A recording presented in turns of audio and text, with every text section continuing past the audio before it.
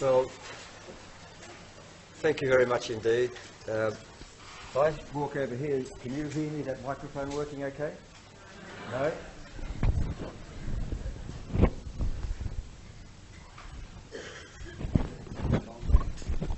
Yep, it's on. How about now? No? Right, I'll speak into this other mic for a little while.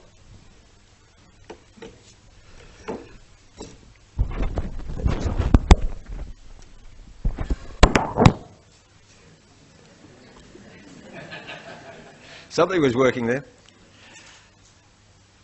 First of all, thank you very much, Kevin, for the kind introduction.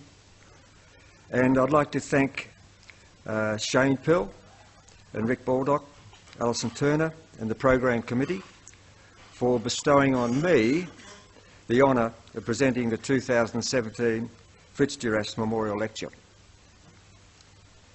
A special thank you too to ACHPER Event and Communications Manager Rhiannon Dodd and the team that she's got together for the wonderfully efficient manner in which the conference was arranged. I would also like to acknowledge and pay respect to the traditional owners of the land on which we meet, and they were the Ngunnawal people.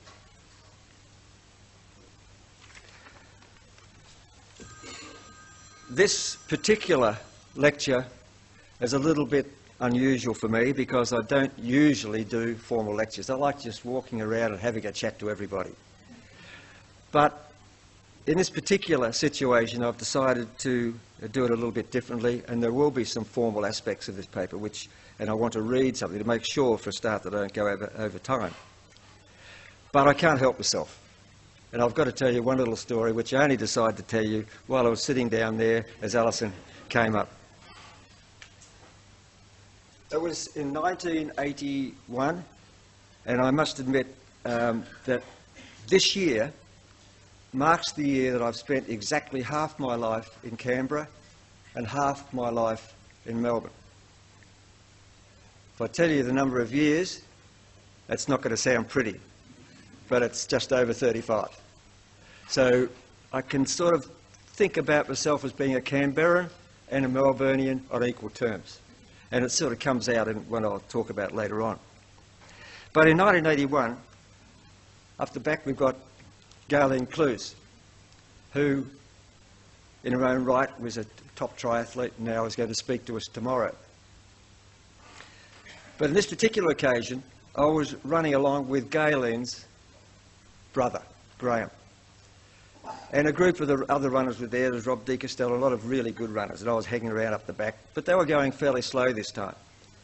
And I decided that I would give them a little bit of physiology to try and talk to these people about the way that physiologists might be able to help runners. It was very, very new in those days. And Graham was running along, and as he was running along, he was making a strange noise through his nose and mouth. And I thought, what's going on here? This is an in for the new physiologist, Telford, at the Australian Institute of Sport.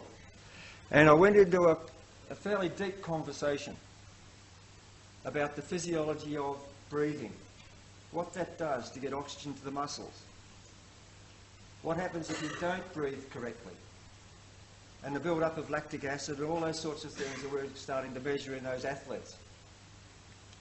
And Graham, in his wisdom, and Rob De Castello and a lot of the other runners were listening intently as we were running along, until Graham said, "Dick, that's really important. It's really lovely for you to tell us all about those physiological responses to running. However, the reason I'm going is I've got these new glasses and they slip down my nose and got to get them back up again."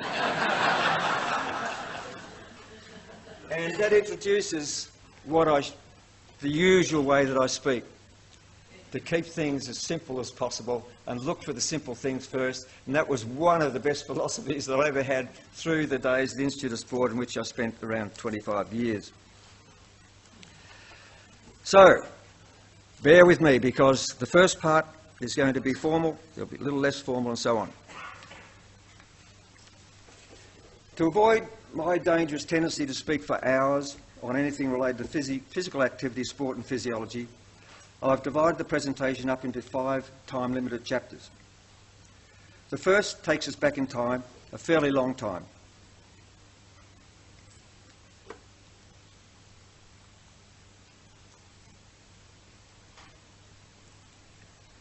And it takes me back to my childhood days to provide a glimpse of life back then, especially in relation to the way we kids moved around. The second chapter recalls some of the salient observations by physical educators about physical education itself. The third and fourth chapters review where we stand in providing the kind of evidence required to convince educational policymakers to pay due respect and more attention to the discipline of physical education. And the fifth chapter describes a realistic system that we think, and our team, might give primary school physical education an overdue shot in the arm. While the setting of this presentation is primary school and pre-adolescent children, there are clear implications for physical education at the similarly malleable, albeit markedly different, developmental stage of adolescence. Moreover, as alluded to by previous Duras Memorial lecturer and distinguished physical educator David Kirk, if children receive high-quality physical education during their primary school years, then they are likely to derive greater benefits from the secondary school programs.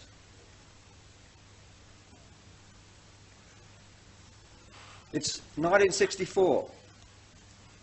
In year 2 of the Melbourne University Diploma of Physical Education, and I was one of 40 students in the old education theatre.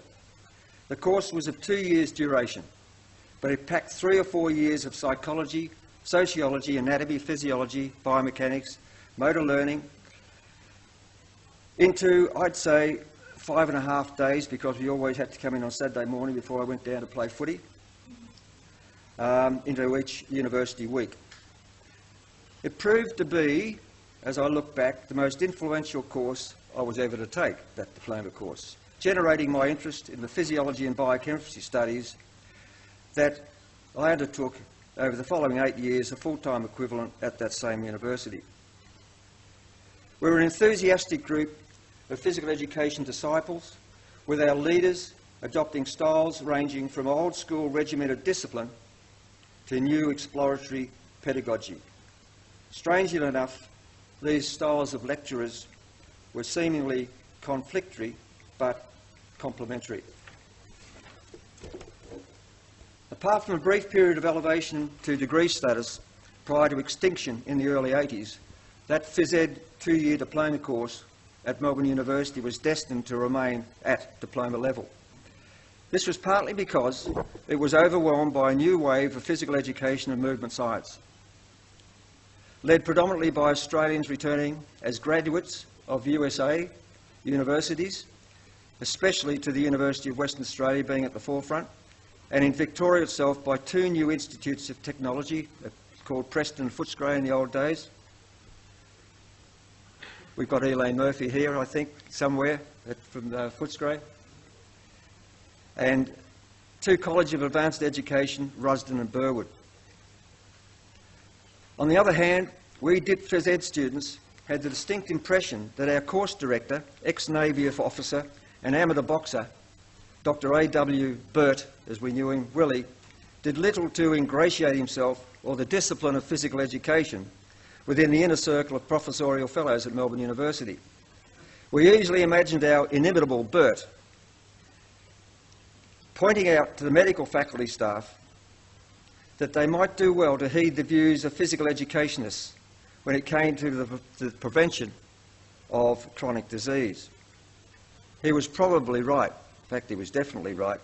But we also got the impression that the academic diplomacy wasn't really one of Dr. Willie's strong suits. Anyway, today's lecture is special. It's being delivered, it's the lecture I'm attending, 1964, being delivered by a man we'd heard about but had not met, as he had retired from his formal academic duties.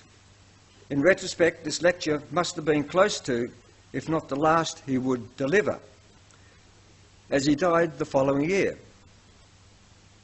His name was Dr. Fritz Duras, the renowned architect of our course of study, that Diploma of Physical Education course, which at the time of inception, as mentioned previously by Shane, was the only physical education course conducted at any Australian university.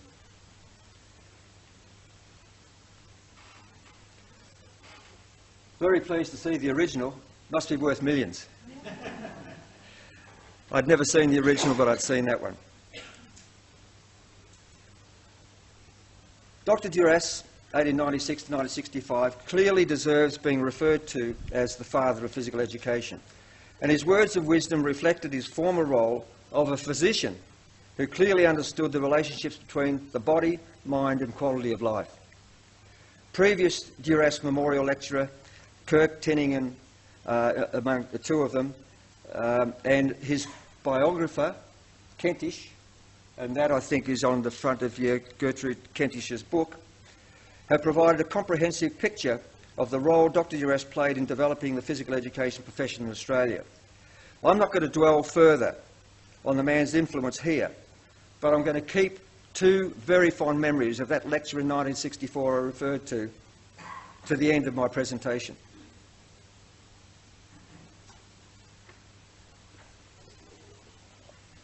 Some reminiscence. In my youth in the 1950s, I was always fascinated by stories of the olden days, of life 60 years prior, around the turn of the 20th century would have been for me at that stage. What a strange life it must have been 60 years ago when I was a 10-year-old. Life without radio stations, which I didn't think I could do without. The occasional movie theatre, or my two-wheeler bike. And fancy Collins Street in Melbourne being full of horses in carts around the turn of the 20th century. And houses that had no indoor toilets, although at the time where we lived we didn't have one either. To a kid in the 1950s, people of the early 20th century even looked like people from a different species. Now the shoe's on the other foot. Here's the old-timer. To some of you, the 1950s must be as obscure as the 1950s must be as obscure, mysterious and alien as the 1900s were to me at that time. But 1955 to me seems just the other day. And given that we often hear from our elders that, inverted commas, in my day we used to be much more active than kids nowadays, I thought it might be of interest to reflect on elements of my life as a 10-year-old circa 1955, especially how the relaxed simplicity of life meant that physical activity just happened. Parkville is an inner suburb of Melbourne. We rented that house on the corner right there. It was one of the cheapest places to live in Melbourne at the time.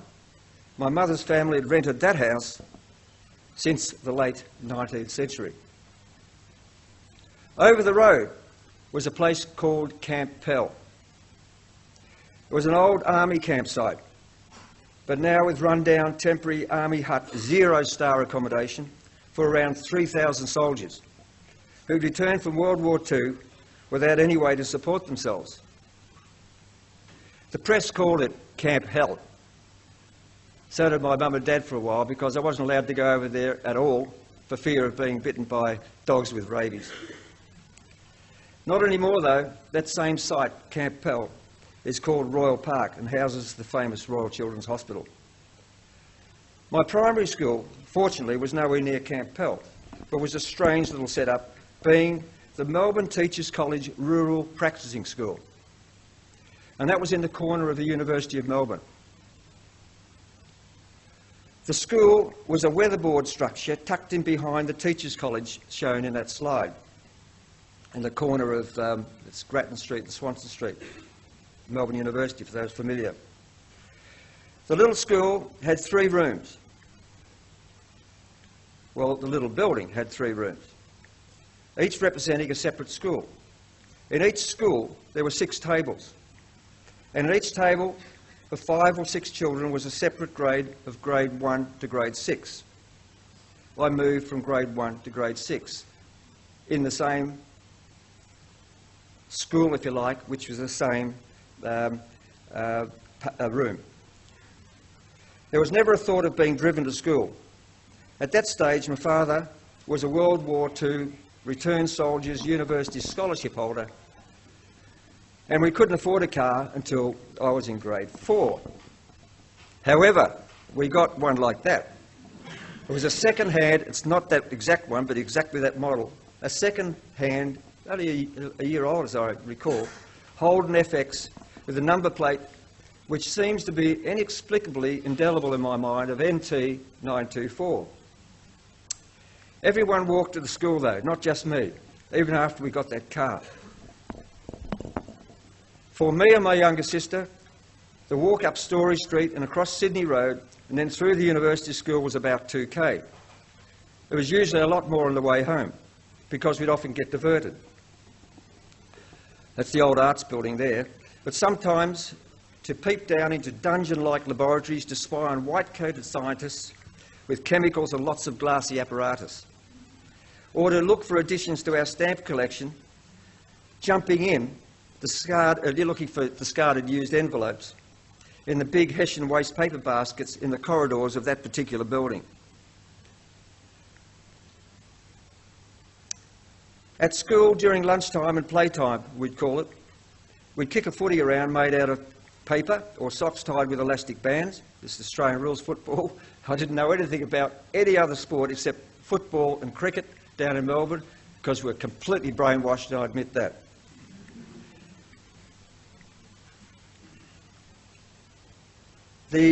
Sometimes we'd go down to the Melbourne Teachers College cafe if Mum would give me money for lunch that day, and I'd buy a pie and sauce. Absolutely perfect lunch for a young kid. We had to drink the free milk, which came in a crate each morning, but it wasn't too bad on the cold mornings.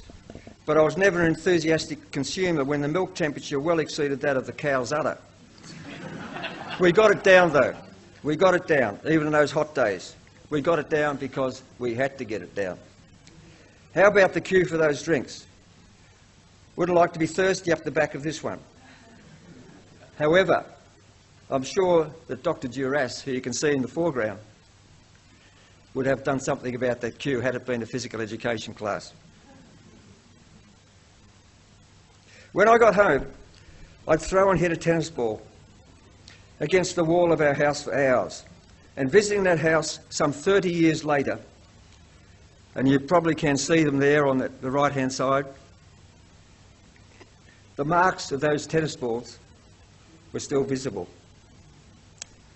Or defend my bag of marbles, playing on a bit of hard dirt under a tree in the middle of the street with my neighbourhood friends. I think we paid about 2 shillings and 6pence a week to rent that Parkville house. I remember going back around about 10 years ago and saw that it was up for sale for 1.5 million. I suppose my parents regretted not buying it, but a cream brick house out of the suburbs was everybody's dream in those days. And no one would have guessed anyone would have ever wanted to live so close to the city centre. What I loved to do most was to kick that footy out the back. We didn't have a decent yard, much of it was taken up with a peppercorn tree and an outside loo. But there was some grass at the back, and I'd coax my father out to come out for a kick, especially on Saturdays after we'd returned home from Victoria Park to watch the mighty Magpies, the Collingwood team, play. I knew everything. I knew everything about every Collingwood player, and this is at age 10 and before, and did my best to kick and mark and run like my favourite player at the time, which happened to be this fellow, a fellow called Bobby Rose, who was the captain.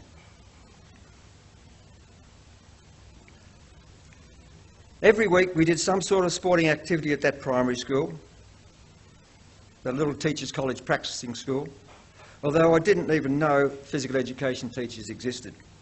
We had student teachers most of the weeks, and they taught me how to swim at the city baths, and sometimes we walked up to Swanson Street, the opposite end the opposite way to the city bars, to a gymnasium near the cemetery for special exercises on wall bars, mats, horses and rings. I found out during my physical education training that this was called Swedish educational gymnastics. And I was always worried at the time and later on about not doing them properly. But it was a good feeling when I did. These feelings persevered into the Melbourne University physical education course. Bert Willie definitely had us concentrating 100% in Swedish gymnastics on those wall bars, and his eagle eye was on me 100% of the time, I felt, with looking for every little flaw in technique. Competitive sport was unknown for me right through primary school because we never had the numbers to field a team. There weren't even any junior community sport competitions in those days around Parkville. As it turned out, the absence of competition in primary school days didn't seem to do me much harm, which is interesting because in secondary school, team and individual competition seemed to click, and it really surprised me. I've often wondered whether I might have been a more relaxed competitor, even right through my life as a sports person, had I been taught to compete well in primary school. Perhaps a Shane Pill or a Rick Baldock might have done me a bit of good in those days. There's some sport education. In grade 4, I began to learn the piano. The sound of my mates kicking the footy outside the street while I was practising was nothing short of torture. My parents were planning to shift house to the outermost northern suburb of Melbourne, a place called Reservoir. And it's Reservoir, not Reservoir for some of you people. So my father sought a piano teacher in Reservoir for me to attend before we actually shifted to the inner city. As a 10-year-old, I would walk 2 or 3k across to Johnson Street in Carlton, catch a green double-decker bus to Victoria Park Station, catch an old red Rattler train, 7 or 8 stops, walk another 2k to my piano teacher's house up Cheddar Road, it was called, in Reservoir, and after lesson I'd do the same in reverse. To save time if I was late, I'd run with my little backpack of music books, straps tightened up to avoid jumping up and down on my back. I'd get back well after dark, by myself of course, and no one gave this a thought, certainly not me. The one real source of enjoyment was that I would have 3 pence to spend, and we pronounced this threepence in those days. Perhaps the Kiwi visitors here might feel at home. Threepence. It would be spent on potato chips from the fish and chip shops just near the Victoria Park Station, just over the road from the Collingwood Football Club, which I'd lavish with salt and eat on the green bus back up Johnson Street to Carlton. We didn't think too much about diet in those days. I remember enjoying bread and dripping with a bit of salt and pepper.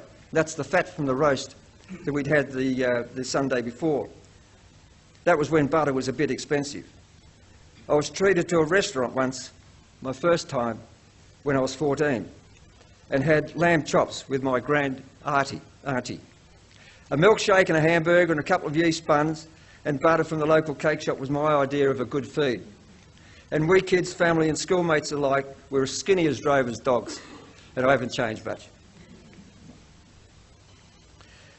Much of the food is considered nowadays as less than nutritionally sound, but was reasonably well supplemented by meat, cheese, fruit and vegetables from the Victoria market. Sometimes we'd get our fruit and vegetables from an old fellow that came down the street in Parkville called Pio. We called him Pio because that's what he used to yell out, P.O. to announce the arrival of his cart full of fruit and vegetables up Park Street, pulled by a draft horse that looked even older than P.O. 1956 was an exciting year for me. I was to turn 11. Melbourne was host to the Olympic Games.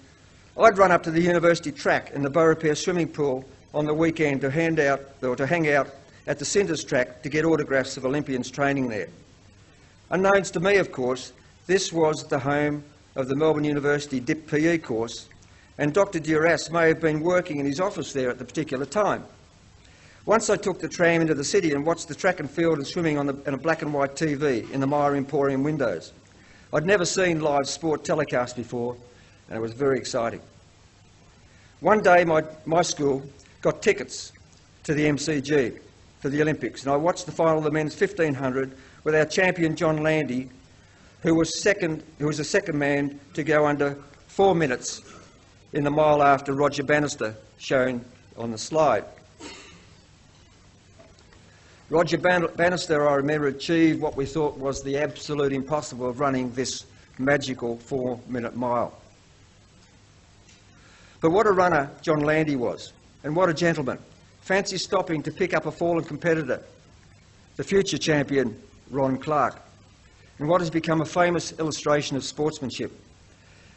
Nowadays, a fallen runner is just someone to avoid tripping over, and one less competitor to worry about in that particular race. I used to go to the MCG and watch the Victorian team play in the Sheffield Shield cricket competition, which is the only first-class cricket in the country, second only to Test cricket in those days. No 50 overs or 20 over big bashes in those particular days, that's for sure. I'd get the tram into the city and walk to the ground, or run if I was late for the 11 a.m. start, scorebook under arm, and sit behind the sight board and score for the whole day. One day, when I was 10, just on that 11, it was 10, would have been 10. I went to see Australia play England, and Frank Typhoon Tyson, shown on the slide, was bowling the fastest and biggest outswingers that I've never or ever seen, and ever seen since. And I've played quite a bit of cricket and coached quite a bit of cricket. I could see that ball clearly that day from next to the sight screen 60 metres away. But I was absolutely dismayed when the Australian batsman couldn't. Tyson got 7 for 27. And I know, because I was sitting at the sight screen from the opposite end he was bowling, that 24 of those 27 runs were over and through slips for 4, no third man. 7 for 27, he should have had 7 for 3. That year I got a second-hand bike for Christmas. That was a real bonus, but saved a lot of time, because I usually did the shopping after school, and we'd walk up to the grocer's, then around the next street to the butcher's, on the corner. Sometimes I'd go on to Sydney Road, past Norton's pub, to the newsagent to get the paper and the cigarettes for my father. He knew he shouldn't smoke in those days, but he did anyway. The message that cigarettes were bad for our health wasn't entirely clear to me either, because my favourite film stars all smoked. And they were very handsome and beautiful. And having a cigarette in hand was profoundly sophisticated. Even the rugged cowboys on TV cigarette ads smoked with rousing musical accompaniment. But something told me I shouldn't, and didn't smoke. Though later on, as a young teenager, many of my mates smoked, especially on footy trips. If you didn't smoke, you risked not being cool, although this word wasn't used in those days to describe anything except a drink. So I pretended to draw the smoke in, but I never did. It wasn't cool, but no one ever found out. Something told me it might stop me from doing well on the footy field.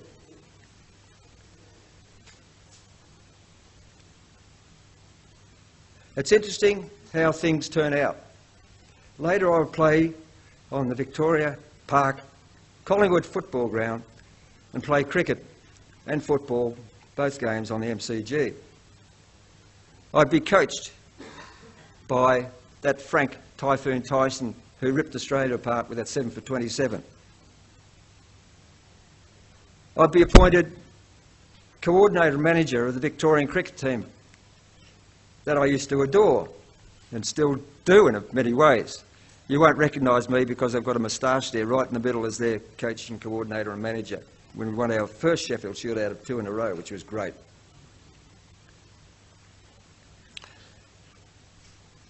It is interesting how things would turn out. I didn't realise I would sit next to John Landy and discuss training and physical education. He became the governor of Victoria, as most of you would know. I would chat to Sir Roger Bannister about Sebastian Coe's training program, particularly and when he should be coming down from altitude before the Olympics. I'd be a physiologist and nutritionist to Australian champion athletes.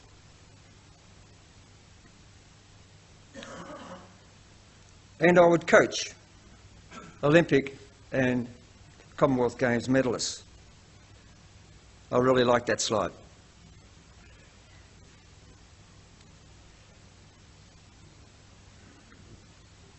Of course, I had no inkling that I would be asked to kick off sports science at the AIS, but that's a story for another day. Just going back, I'll leave that one on a bit. Anyway, this kid of the 50s was obviously a very active kid, walking and running everywhere. He spent the daylight hours hitting, kicking and catching balls, copying the actions of tennis, cricket and football idols. I had some tennis idols as well there, Lou Hode and Ken Rosewall, and those sort of people were fantastic idols and role models for me.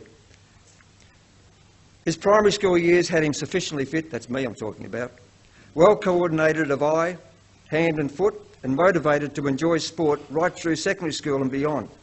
He learnt to make important decisions about lifestyle that favoured his health.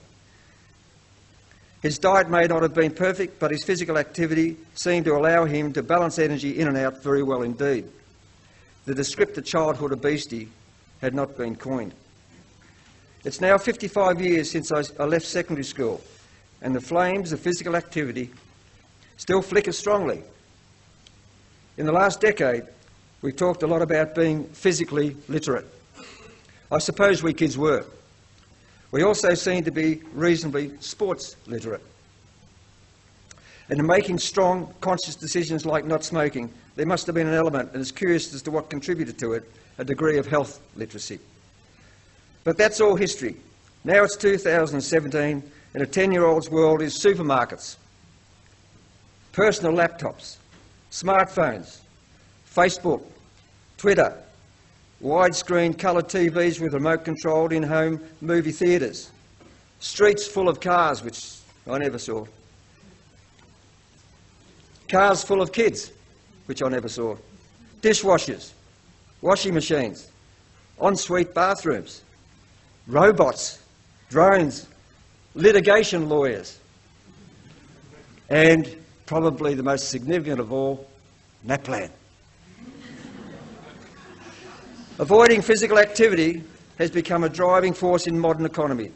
Find a way to reduce moderate and physical activity and you find a way to a fortune. You also find a way to taking Mother Nature completely by surprise, and in the process disrupting our physiology and biochemistry. Mother Nature had designed our biochemistry and physiology so that it only worked properly when large muscle groups were regularly engaged. How was Mother Nature to know that in the blink of an evolutionary eyelid, we would no longer rely on regular use of our large muscle groups to survive? Mother Nature is always and will be highly opportunistic, but totally reactionary. She never had and never will have a crystal ball. But as smart as we think we are, it's only human nature that we tend not to see the world, that's our prospective health, for the that we tend not to see the wood, that's our prospective health, for the trees. That's our present comfort and wealth. Our relentless pursuit of increased wealth and planetary dominance is an innate human drive spinning out of control.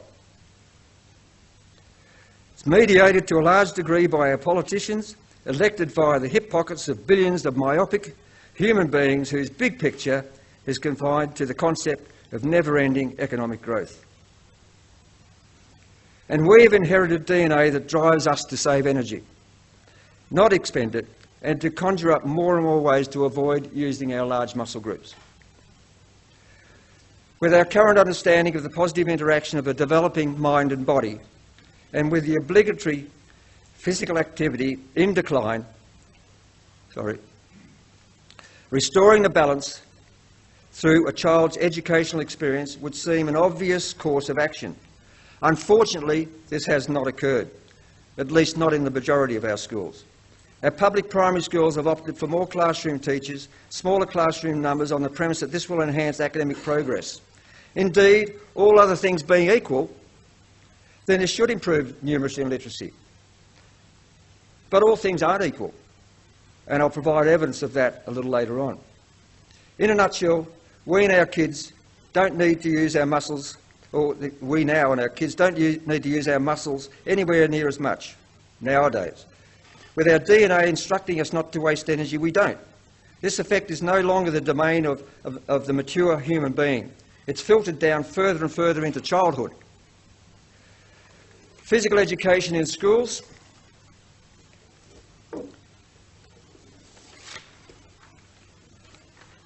is in the box seat to reprogram DNA expression, we can put it that way.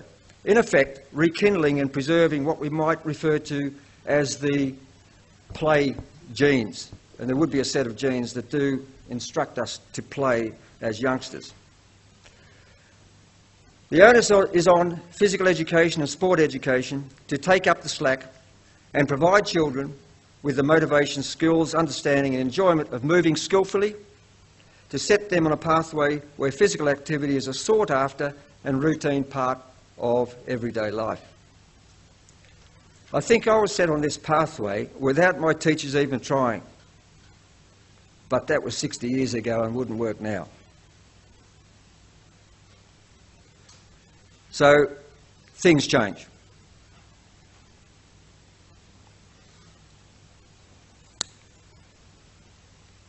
Now what I'd like to talk about is 3 different sections. The first one being, or the second chapter, if you like, of this 5-chapter talk on a few observations from physical education people. I'll go through these fairly quickly, but physical education in general doesn't seem to enjoy the status of other school subjects. We know there's a concern about a decline in school-based physical activity. That coincides with concerns with the delivery of PE. Across Australia,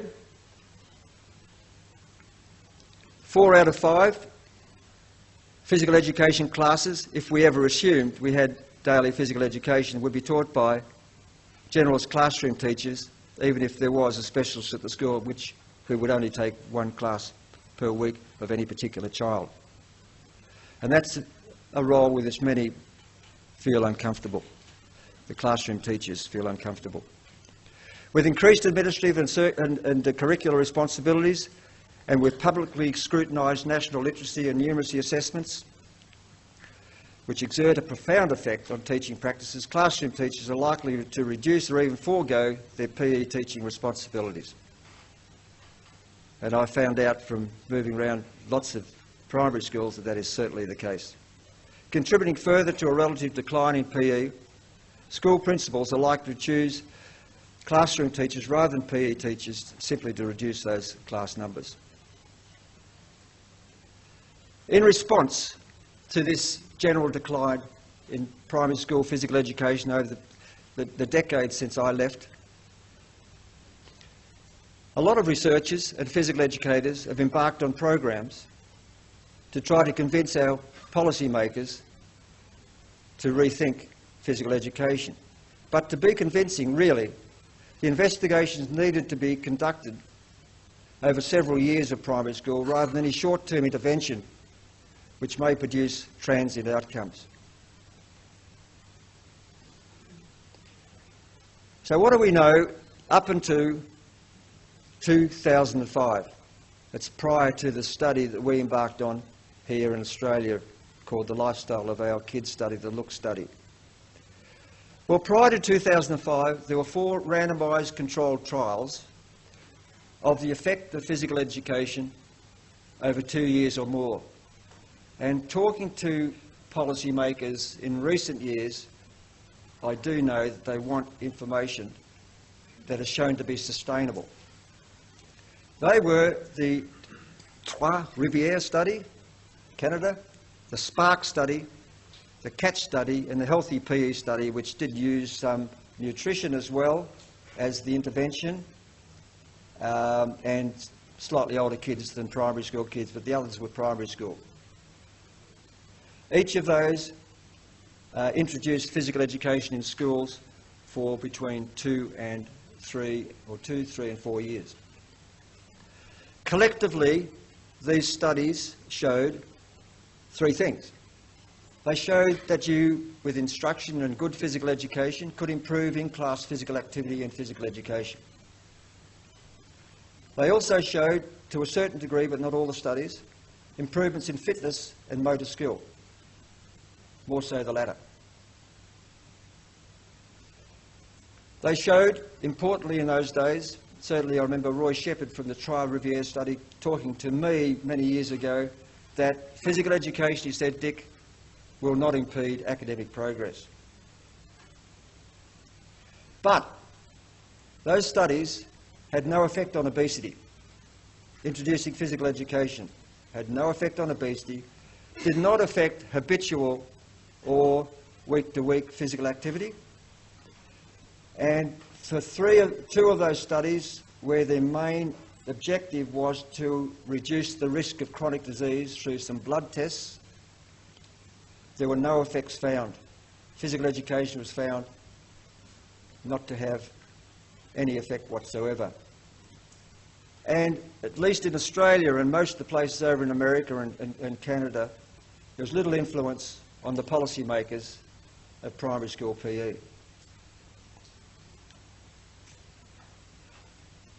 But we decided to have a more thorough look at what sustained physical education might achieve.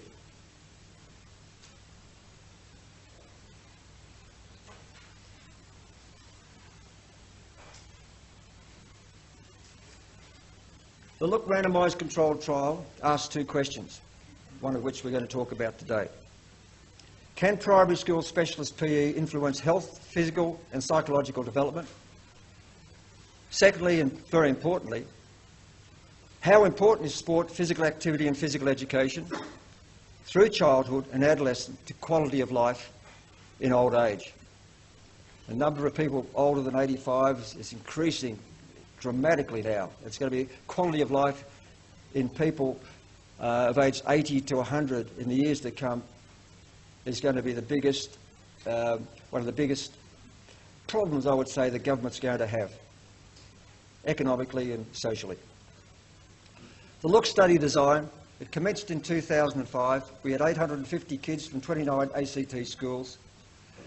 13 schools, we introduced 2 physical education classes per week. I'll talk about that in a minute. And that was over a 4-year period. 16 schools in the control group continued with normal PE and sport practices taken by classroom teachers only. There were very, very few, and in this particular study there were no specialist physical education teachers in those primary schools in the ACT. Still aren't. Socioeconomic status was about 10% higher than the Australian average of those kids.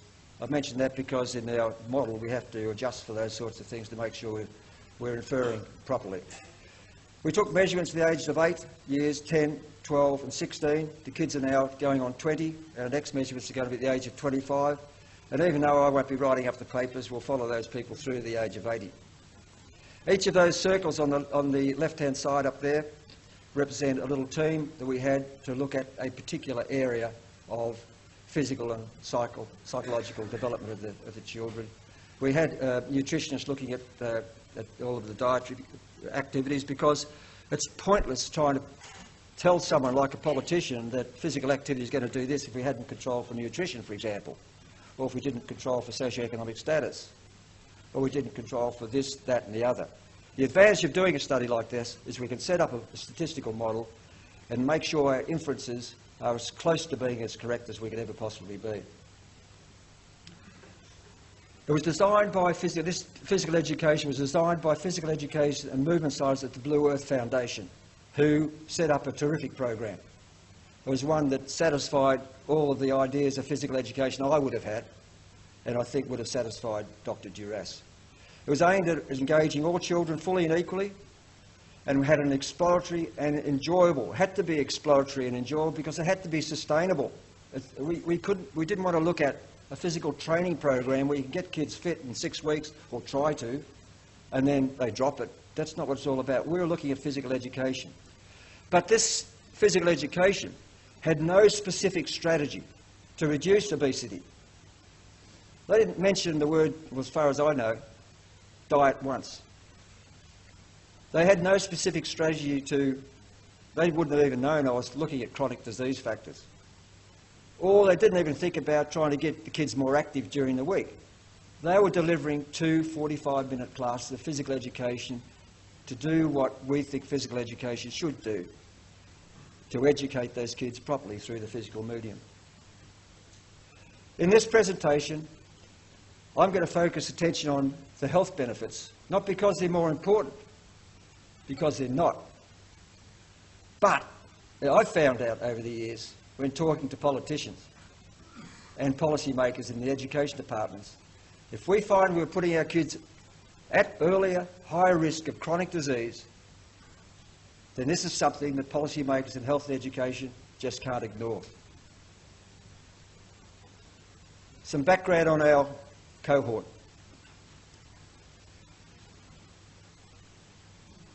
Kids were typical. The recommended 60 minutes of moderate vigorous physical activity a day is achieved by only 30% of the boys, 16% of the 12-year-old girls. By the way, all but one aspect that I speak about here comes from peer-reviewed published research. There's one new piece of information I'm going to give you which we haven't actually had published yet, but is in preparation. How did the kids shape up? Not well. 23% of the girls, 26% of the boys are classified as overweight and obese by the usual BMI standards. But I want to make one point here. If anybody's thinking about doing any research, looking at longitudinal aspects of changes in body composition, don't go near BMI. They can give you results that are exactly the opposite of the ones that are the truth.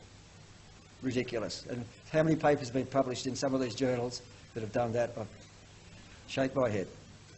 Need we be concerned about the risk of chronic disease in a healthy group of Australians, especially those living in an environment like the ACT? Yep, we certainly do, because 23% of all those boys and 31% of the girls had borderline or elevated insulin resistance, signifying increased type 2 diabetes later in life, increased risk. And 19% or 20% of the boys and 16% of the girls had low-density lipoprotein, cholesterol levels considered at risk by the American Medical Association for kids at this age. That's the ACT. So the question we asked was, could a general and sustainable program of physical education in primary school make an impact on the early indicators of chronic disease on children as they enter secondary school? I just talked about the design of the study, the intervention group and the control group. Very, very important to do randomised control of this work. I, for one, will never be doing any reviews of any subject or any observatory type research in any subject, because I know the only way I can convince people is doing randomised controlled trials where we've got control groups controlling for things that don't make or don't have an impact on our inferences. Did 2 physical education classes per week make a difference to insulin resistance? There's one of the little girls originally in the study, many years ago now, getting the bloods taken at the start of the day. Yes, it did. With no differences in insulin resistance at baseline, by the end of grade 6, the end of the 4-year intervention with a 2 45-minute class of physical education from the Blue Earth Foundation, 31% of the children in the control group had elevated insulin resistance, but only 22% of the children in the intervention group. Physical education had an impact on cholesterol as well. With no differences at baseline, by the end of grade 6, 23% of the control group had elevated LDL cholesterol, but only 14% of the children in the intervention group. Remembering this is only on 2 classes a week and nothing else in the school.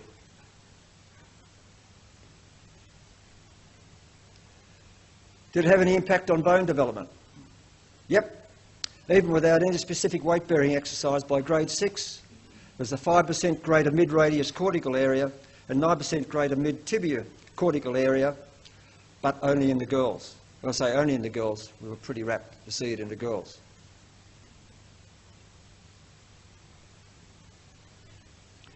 This is the part that I've just written the paper. I'm giving it to my colleague, cardiologist Walter Bayaratner, to go through before we put it into circulation, hopefully. What about heart development? A lower left ventricle relative wall thickness is desirable from both a heart health and an aerobic point of view. A lower left ventricle wall thickness really just means that the walls of the left ventricle, you can see there, become relatively greater than the chamber. And that's not good. And the specialist physical education did have an effect, but again in the girls. But for the see an effect, I just could not believe it. Relative wall thickness decreased 12.5% in the intervention group, which is great. You get that adaptation over those 4 years between 8 and 12 in the girls, compared with only 2% in the control group. So it's impacting on cardiac modelling, physical education itself, just physical education, not physical training, not doing exercise, not training hard. The 2 physical education classes sustained over 4 years. I used to get this a lot from the teachers during the study. But does taking time out for PE and sport really detract from NAPLAN? To find out, it's pretty easy for us to find out.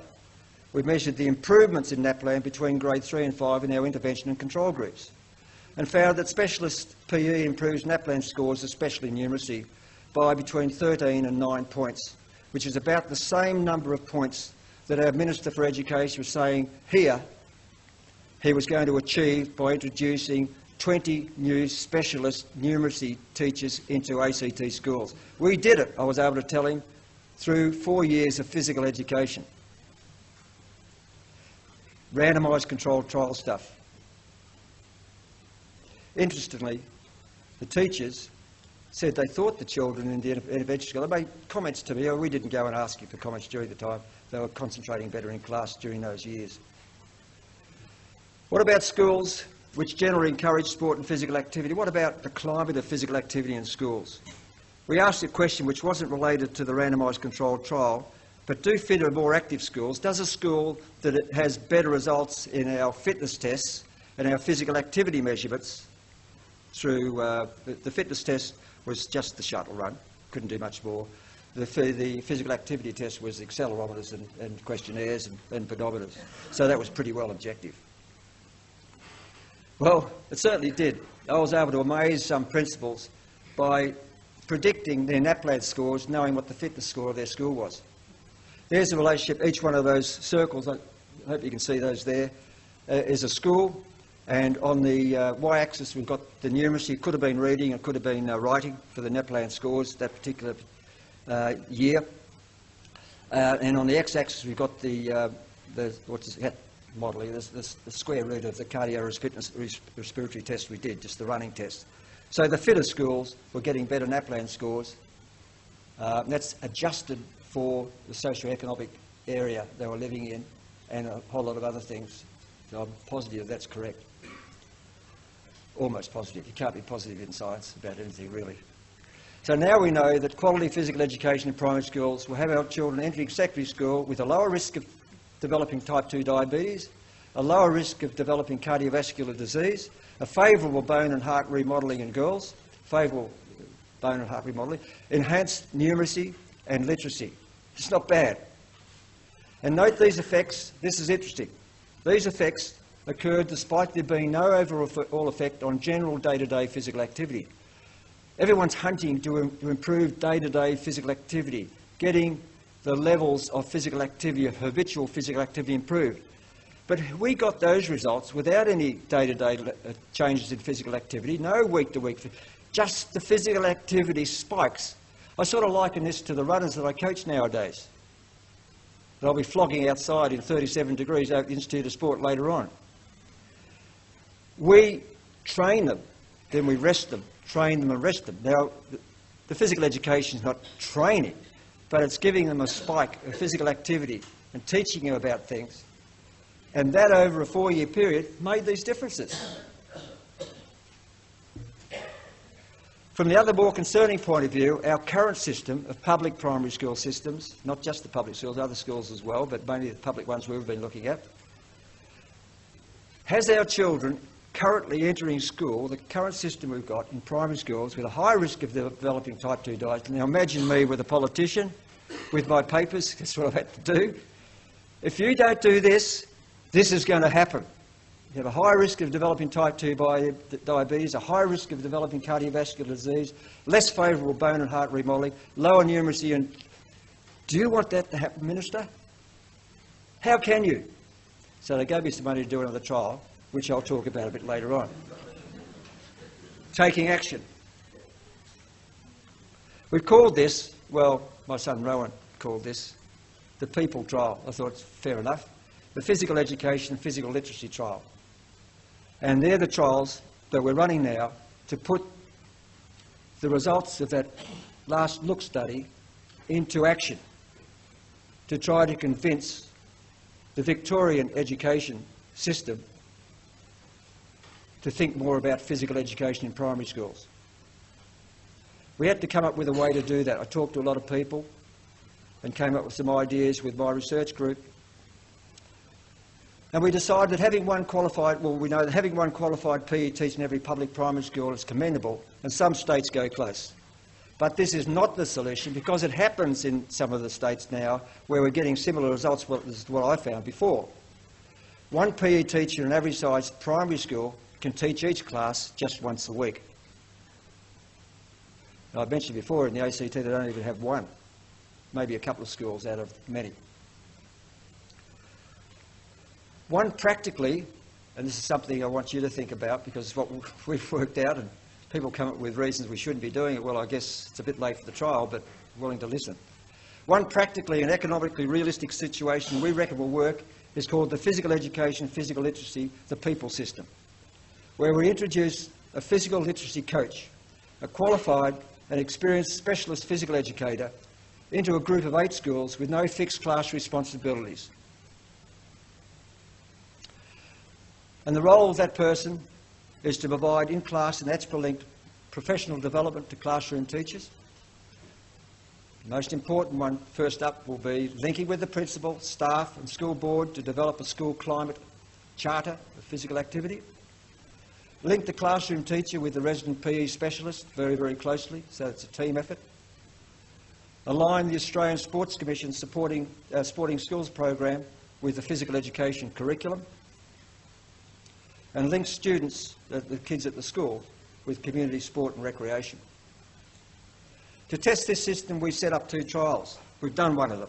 We did one in 2015 in the Broadmeadows district, which is in the northwestern suburbs of Melbourne. That was completed in 2015.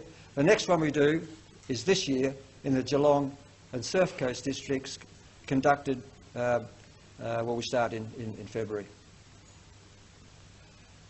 I'm not going to dwell on this because it's just to let you know we've got a bit of a system that we adhere to in these trials. But the first part, at stage 1, of going through the trial, and remember we're only trialling this for 1 year when the physical literacy coach, that trained physical educator that we gave that role to, will have 6 years for a kid and a decade for the teachers to educate. We've only got 1 year to look at our trial. That's a problem with looking at samples and doing the statistics and organising our work as efficiently as possible. But one of the first things we're going to be doing with this trial is making sure the principals are on board in developing the school climate and agreeing that this is what has to happen. And how could they not, when we give them that information that I've just given to you? How could they say no? Well, we've gone to 30 principals, or no, there was only about 19 principals for the first trial. None of them said no. Time doesn't allow a presentation of the Broadmeadows results here, but we're very pleased with the outcomes, especially in relation to the socialisation benefits. And here I am giving you all this information about the health benefits, and I'll talk about the socialisation benefits. But I can give you a couple of comments, a couple of teacher comments. Perhaps just read those. You're listening to my voice.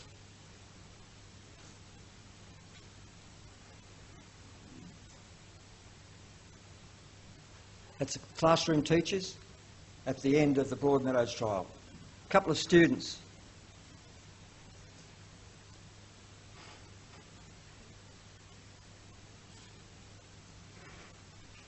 We did some qualitative research, of course, well not of course, but we did. And we've got 50 or 100 of comments like this from the kids, and all along the same lines. This man was the first physical literacy coach we employed to do the Broadmeadows study. A fellow called Ron Rooney. It's funny because I actually taught Ron at Broadmeadows High School when I was teaching physical education there. And he was the little kid that used to make sure my class was set up before I came out. Funnily enough, he sort of followed me and I followed him all the way through his career, and he helped me with the Victorian cricket team as well. And I actually coached him football in a club. So it's just amazing. But this is what he said. And I'll read this because it's good. In my close to 40 years of teaching and coaching, this year has been the most enjoyable of all. To be able to interact with generalist classroom teachers the way this position allowed me to, and to see the change in their attitudes to physical activity and sport, along with the benefits to children, was extremely rewarding educationally. During the year, the way the children responded was personally gratifying, especially when several of the children who became leaders of physical activities in and out of school were those with previous behavioural problems in that school environment. If anyone knows that school environment, with 50% of the kids, 40% of the kids coming from Middle Eastern countries, you'll know that was a big achievement. Here we modify, the next trial is the Geelong district, Geelong and Surf Coast district, and our focus of attention, looking at our results of the first trial, is going to be more and more on the classroom teacher effectiveness. If we just got the one result, that the classroom teacher was now motivated to take PE, which most of them aren't. Average amount of physical education by classroom teachers in the ACT, when we did a sort of a survey, it was done pretty well, a little bit clandestine, I must admit, was 7 minutes a day on average. 28 minutes a week. A lot of schools didn't do any. Interestingly, Richard Tinning, who a lot of you would know is a very well-respected physical educator, went through the Diploma of Physical Education course with John Evans and other people around my time, but not in my year. He said that his thesis examined the nature and status of physical education in Geelong primary schools. I know this is a while back, because it was in 2008 when he gave this Dean's Lecture Series, which was devoted to Professor Duras as well, at the University of Melbourne.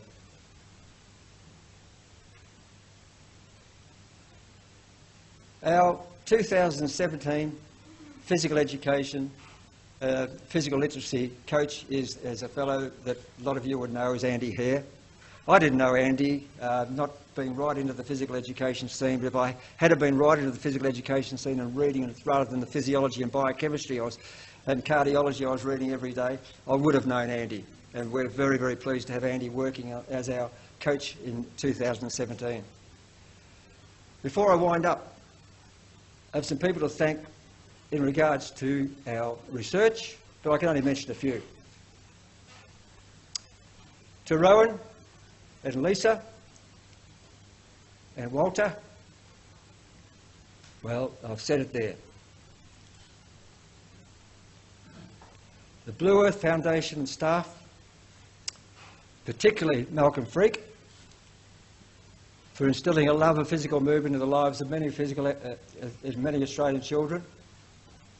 As a man with a vision that first rang me from London, he said, "Dick, I used to play footy with you, but I was 2 years behind in age, and you won't remember me, but I want to try and do something for Australian kids," and this eventuated. That was a long time ago, 1998. The Commonwealth Education Trust Board gave us the money to do that look research, or a lot of it anyway. And its chair, Judith Hanratty, who came from New Zealand originally and was a very, very good golfer. Another inspiring woman, really saw that we could help, and I had to report some of these results to the education people and the heads of Commonwealth countries over in London.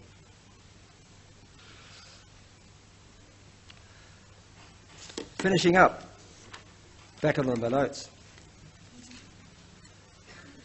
Epilogue.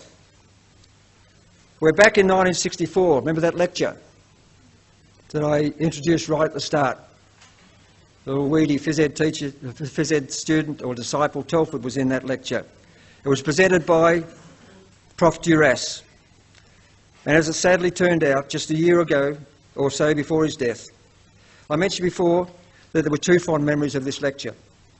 The first came halfway through the lecture when a couple of rowdy students, clearly not of PE ethnicity, and perhaps vocally lubricated from a session over the road at Norton's pub, lobbed a couple of plain bread rolls down towards Prof Duras's lectern. I got it right this time. I went back and checked a few of the mates there, Peter. Unfortunately, these bread throwers are in the wrong place at the wrong time. A perceived show of disrespect to our special lecturer prompted a quiet but decisive response. Two of our group, one I distinctly remember being an aptly nicknamed chap called Moose Russell, had intercepted the two intruders as they scampered away outside to politely request they return to the theatre to retrieve their bread rolls and apologise to Prof Duras. They did, and with feeling. I estimate this incident had been initiated and finalised within 2 minutes, and Dr Duras resumed his lecture seamlessly with a smile, perhaps introducing a full stop and a new sentence to his notes. I was reminded of the second fond memory of Dr Duras's lecture just a couple of months back in a reunion with one of my long-time PE mates of that year. Dr Duras finished the lecture with a question. Remember, this is 1963. How do you distinguish a male chromosome from a female chromosome? It's probably a really old joke now, but it wasn't in those days, and maybe it wasn't a joke we thought then. He challenged us. We scratched our heads thinking of the funny blue shapes we'd seen on the slides of X and Y chromosomes in those days. The wry smile we thought signified that he stumped us with a new finding in this exciting new area of human physiology, but he hadn't stumped us at all. It wasn't the case. Australia's father of physical education told us with an even bigger smile, you should have known the answer to that one. The difference is very clear. It's all in their genes. At the time, it got us. I can tell you that right now.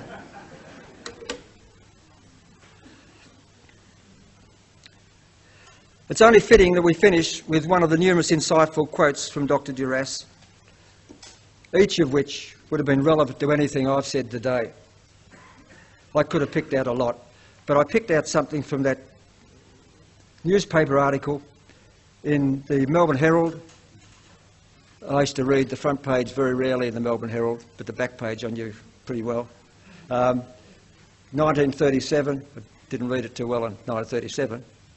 But in the playgrounds then, let the children play to their heart's content. As they grow older, bring in the games and the rules. In that way, the sense of self-discipline will be educated, and they'll discover that discipline, law and order is necessary for even children to work and play together. The socialisation of physical education, the educational aspects of physical education are eminently important.